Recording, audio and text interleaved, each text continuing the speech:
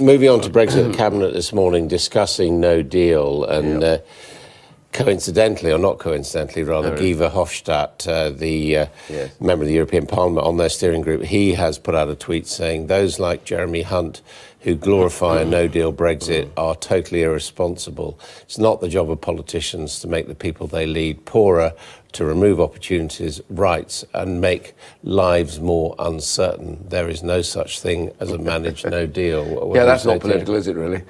I mean, really, well, Mr. Verhofstadt, exactly right. Mr. Verhofstadt is playing political games. He knows that. The truth is, the EU, I think on Wednesday, are due to make the announcement about the preparations they're making. Should the discussions and negotiations not come to anything, they're now already getting ready and planning for what they need to do to make sure that there is minimum disturbance at places like borders, airlines. In fact, it's already the case that the EU signed the transit agreement, which means that no extra checks at the borders. It also means that the EU has signed up the landing rights and also the issues around health and safety issues to do with aircraft. So those things are already getting laid. But they are doing it as damage limitation. They are no, but they're not doing it because they think in the circumstance it might be a good option to have a no-deal Brexit. But as I understand it, some of the Brexiteers I've been talking to are saying there's nothing to be afraid of from a no-deal. Well, no, I think there's a difference between there's nothing to be afraid of to what would you prefer. I would obviously prefer to have a negotiated arrangement where we have a period in which we move towards a free trade deal. That was on the table originally from Monsieur Barnier when I sat down with him about 5 weeks ago. He reiterated that plan. He would much rather treat us as a third country with a good free trade deal. Let's get on with it. The problem sits still in the heart of this agreement that they're trying to make, which is this backstop, which creates a real nightmare. But I'm saying, but also the EU is being unbending, and we're being unbending over it because we should never have signed up to it in December, and that's where the great mistake was.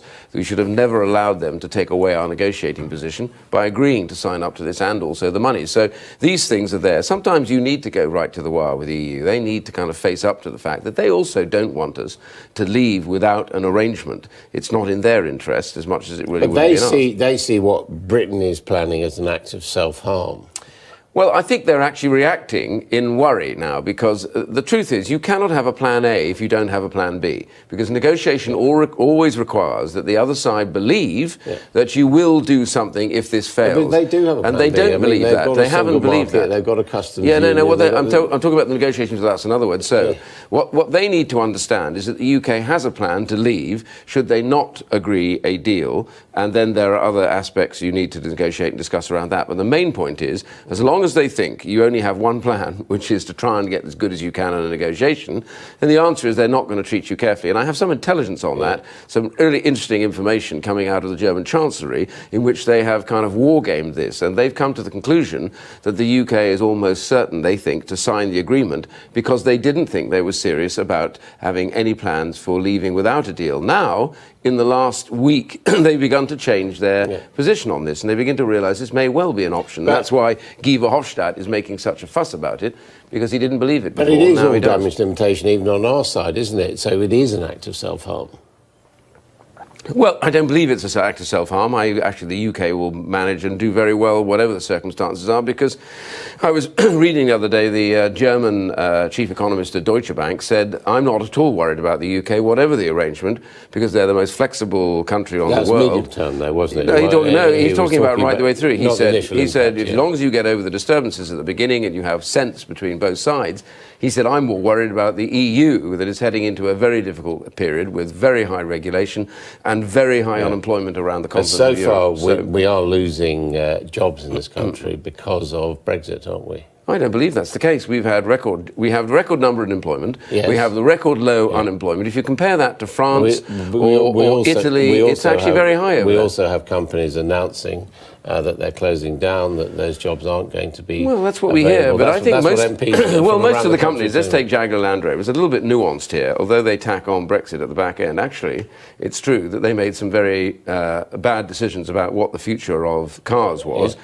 They didn't go for electric, they heavily banked on diesel and didn't produce much petrol. So, you know, they accept that some management decisions weren't great. They may well say that the risks over Brexit make it a bit tougher. But the truth is, at the end of the day, all companies, if they're well managed, will have plans to get through all And this. the housing market in the prosperous parts of the UK, such as London, they're tanking as well. Do you know what? I'm a little divided on this. As a London MP, I have to say, when prices, houses don't rocket up, I think that's got to be better for those at the bottom end of the market. Or when they fall 30%. When they do. Well, I have to tell you that at the end of it all, I don't believe that these things are forever. House prices go up, house prices come down. What we've actually seen is a prolonged period, both of growth and, of course, of price rises in housing. So, in a sense, all of these things are, in the way, short-term. What we have to exercise is the UK, as the fifth largest economy in the world, will do well, whatever the circumstances. But obviously, we'd like to have the EU face up to the fact that we can get a good agreement, providing they're prepared to get rid of their backstop. Quite rough words. You said, damn well step up to the plate. I mean, you know, I don't know how to put this, but I mean, you know, who are you, a Tory Brexiteer, to threaten a union of 27? I'm not threatening them at all. I'm simply saying it's in their interest to make sure they're sensible and reasonable about this process, and being unreasonable. And this is, I have to tell you, when Mr. Verhofstadt comes out and makes comments like that, I know that he's actually worried rather than actually being on top. He crows when he's on top. He's not crowing today. OK, Iain Duncan Smith, thank you very much indeed.